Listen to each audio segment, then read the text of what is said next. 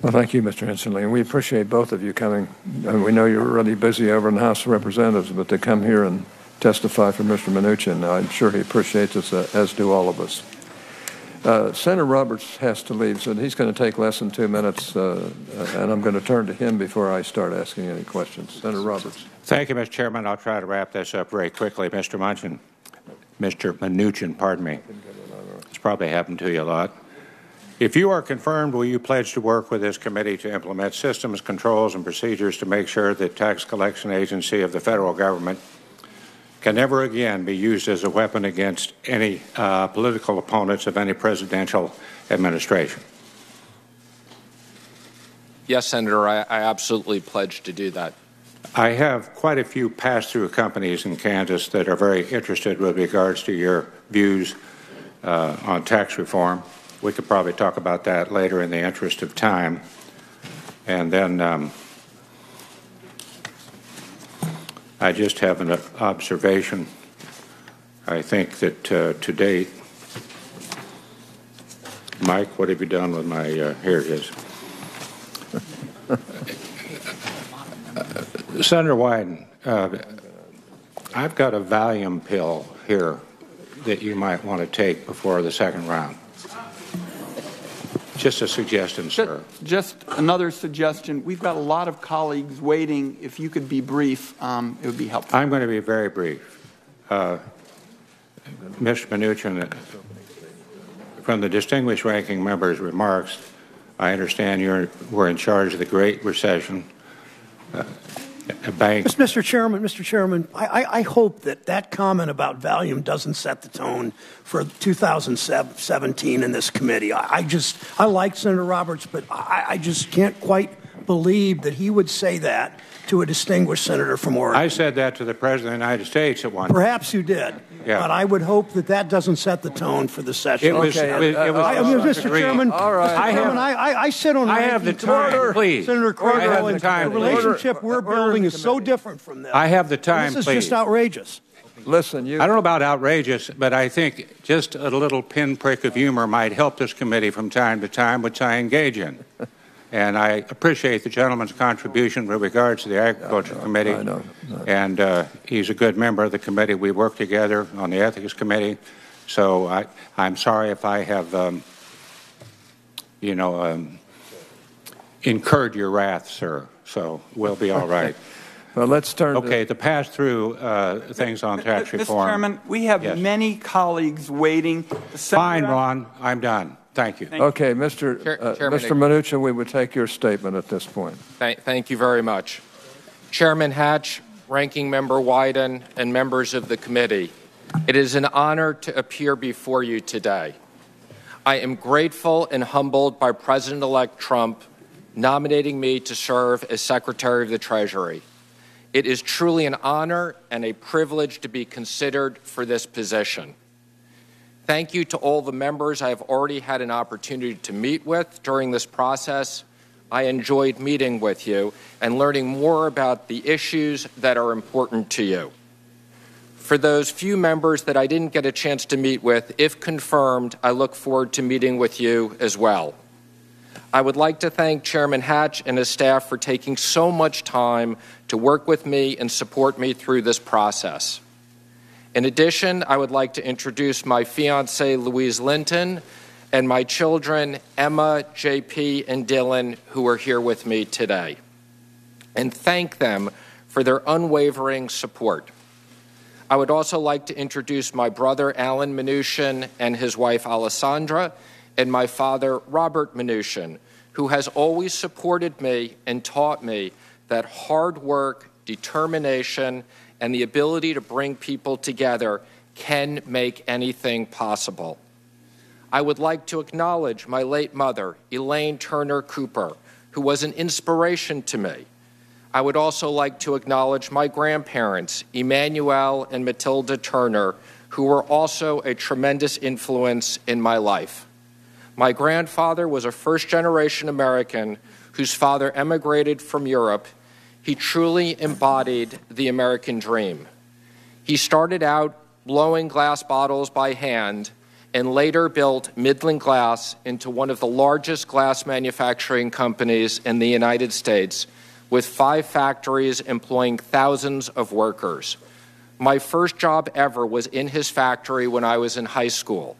It was there that I first learned the importance of humility, hard work, and commitment. For those of you who don't know my background, I studied economics at Yale University. At the age of 22, after graduating from Yale, I got a job at Goldman Sachs, where I spent the next 17 years. I started on a folding chair in the mortgage department. 9 years later, after many sleepless nights, I was put in charge of mortgages, U.S. government bonds, municipal securities. Several years after that, I worked directly for future Secretary of the Treasury, Hank Paulson, as the firm's Chief Information Officer. In that role, I oversaw 5,000 people and a $1 billion budget. While at Goldman Sachs, I learned the importance of the financial markets in providing liquidity and capital to business, governments, and consumers. A few years later, I decided to leave Goldman Sachs to build an investment business. After working briefly at ESL Investments, I started my own investment business, Dune Capital Management. Throughout my career, my commitment was to my clients and shareholders, for whom I worked tirelessly to get the best results. 30 years later, my commitment is now to the American people, for whom I will work tirelessly by helping to grow our economy and create jobs. I'm eager to share with you why I believe I will serve well as America's next Secretary of the Treasury. But first, I want to correct the record about my involvement with IndyMac Bank. Since I was first nominated to serve as Treasury Secretary, I have been maligned as taking advantage of others' hardship in order to earn a buck. Nothing could be further than the truth. During the summer of 2008, I saw the devastation that was caused by the housing crisis when I watched people line up to get their life savings out of IndyMac Bank. It was the middle of the financial crisis, and despite the global panic, I saw a way to save the bank. I applied for a banking charter and submitted a bid to the FDIC for IndyMac. On December 31st, just before midnight, we signed a binding agreement with the FDIC. They later confirmed that our bid was almost $1 billion higher than the next best bid. We were willing to invest $1.6 billion into the most costly bank failure ever to the FDIC deposit fund. We did this because we believed in our ability to rebuild and create a successful regional bank. We believed in the recovery for the American economy. Let me be clear. My group had nothing to do with the creation of the risky loans in the IndyMac loan portfolios. When we bought the bank, we assumed these bad loans, which had been originated by previous management. Some of those individuals had to answer to federal authorities for their bad lending decisions. We invested $1.6 billion into a failing financial institution when most investors were running for the hills. We renamed the business One West Bank and saved thousands of jobs. We developed a prospering community banking franchise in Southern California as most banks were pulling back. Over the next 2 years, we bought 2 more struggling banks from the FDIC, First Fed of Santa Monica and La Jolla Bank, both through competitive bidding. Combined, we had almost 70 branches and built a robust lending business, especially for small and medium-sized businesses. As chairman of the bank, I met with hundreds of business people from all walks of life who were seeking loans to grow their business and prosper. Like many banks at the time, IndyMac and its reverse mortgage division, Financial Freedom, was unstable due to a large amount of distressed credit mortgages in its portfolios. We bought IndyMac. These legacy loans were included in the purchase. The responsibility landed on me to clean up the mess others made, but we inherited. We worked very hard to help homeowners remain in their homes through modifications wherever possible. Ultimately, OneWest extended over 100,000 loan modifications to delinquent borrowers to try to help them out of a bad situation. I am proud of the fact that loan modifications started at IndyMac under the leadership of the FDIC. However, the FDIC loan modification program did not work for everyone. When the FDIC took over IndyMac, they estimated that more than half the foreclosures would not meet their test for a loan modification, and they demanded many policy conditions. Extend assistance to sympathetic borrowers by establishing affordable and sustainable payments by borrowers, increase the net present value of cash flows to the owner of the loan, and stabilize housing markets.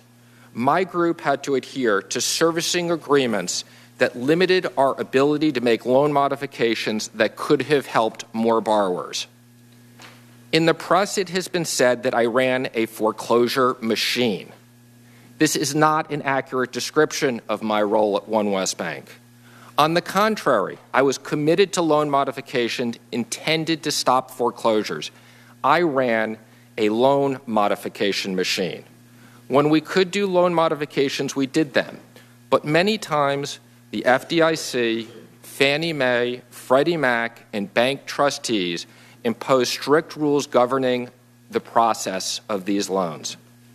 I am proud to be able to say that our bank was able to do over 100,000 loan modifications that allowed people the opportunity to stay in their homes.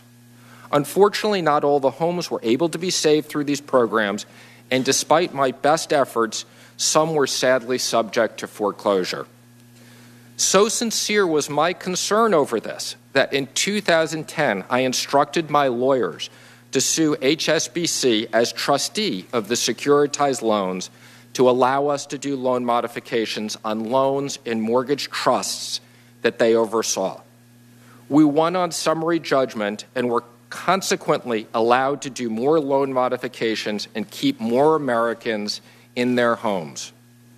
Similarly, in 2015, when HUD issued Mortgagee Letter 2015-11, I wrote HUD and asked them to change the policy so we didn't have to foreclose on senior citizens that were behind small amounts of money on taxes and insurance.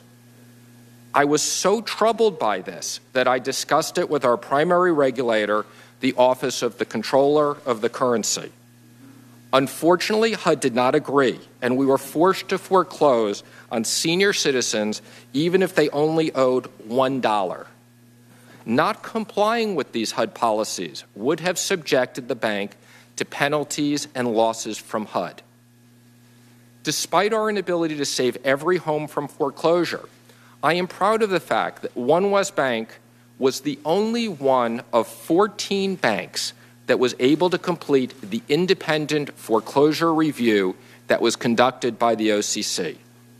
Every one of the 175,000 borrowers that were in the foreclosure process during 2009 and 2010 were able to have an independent review of their loan. We had a very low error rate, and independent government reviews routinely showed that we had the most effective loan modifications of any bank. If we had not bought IndyMac Bank, the bank would likely have been broken up and sold in pieces to private investors, where the outcome for consumers could have been much more bleak. Overall, I helped many homeowners stay in their homes and escape financial ruin through my management of OneWest Bank. My experience confirmed that we must identify and eliminate unwise and burdensome policies which contributed to the disastrous outcomes that came in the wake of the financial collapse. Many Americans are still suffering from the disastrous ripple effects the 2008 crisis had on our nation. Faithfully ensuring this does not happen again means supporting careful oversight of a financial system which prioritizes the needs of everyday Americans over the wishes of financial institutions or the federal government. I felt great empathy for the millions of hardworking American families who lost their homes because the system failed them. If confirmed as Treasury Secretary, I will work diligently and compassionately for the American people so that we never see anything like the meltdown of 2008 ever again. I was deeply honored when Donald Trump asked me to join his campaign as finance chairman. I had the opportunity to travel with him and hear firsthand from hardworking Americans about their concerns for the American economy. Over the last year, I visited over 50 cities in 26 states. I remember attending my first rally with him in Indianapolis. It was an unforgettable experience. As we arrived into the stadium packed with 20,000 people, I saw the excitement that people had for a Trump presidency. On our trip to Flint, Michigan, I went with the president-elect to visit the water treatment facilities and saw firsthand the crumbling pipes and the devastation caused by that lead-tainted water. We met with water engineers and saw the impact it had on that community and the families that live there. Across the country on my travels with the president-elect, we heard the pained and heartbreaking stories of Americans who had lost their jobs to workers in foreign countries. We heard the concerns of people in small business burdened by high taxes just trying to make ends meet.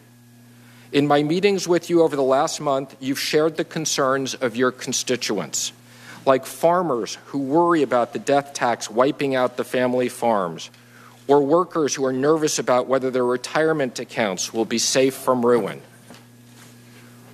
One of the greatest reasons I was drawn to President-elect Trump's campaign was it was predicated on a commitment to stimulating prosperity for Americans of all backgrounds, whether they lived in the inner city of Detroit, rural North Carolina, the coal country of Ohio, or West Virginia, or any place in between.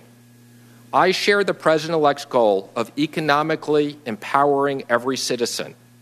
We will not rest in our mission until that is a reality. Among President-elect's signature issues in this campaign was reviving trade policies that put the American worker first. I will enforce trade policies that keep our currency strong on the world exchanges and create and protect American jobs. We will also make America the best place for companies to do business. Sensible regulation is a necessity for healthy markets.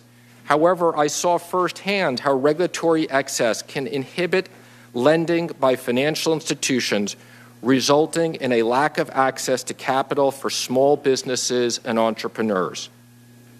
Alexander Hamilton remarked that wealth of a nation may be promoted by, quote, multiplying the objects of enterprise. Hamilton knew the unique value of entrepreneurial activity to a thriving economy. From our nation's earliest days, American business have been the greatest repository of ingenuity and entrepreneurial spirit in the world. We need to unleash that power to generate jobs and create abundance for Americans of all backgrounds. We will work diligently to limit regulations, lower taxes on hardworking Americans and small business, and get the engine of economic growth firing on all cylinders again.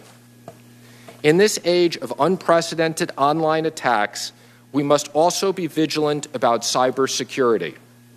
If confirmed as Secretary of the Treasury, I will use my expertise in technology to protect Americans' information at the IRS and keep our financial architecture safe from malicious attacks.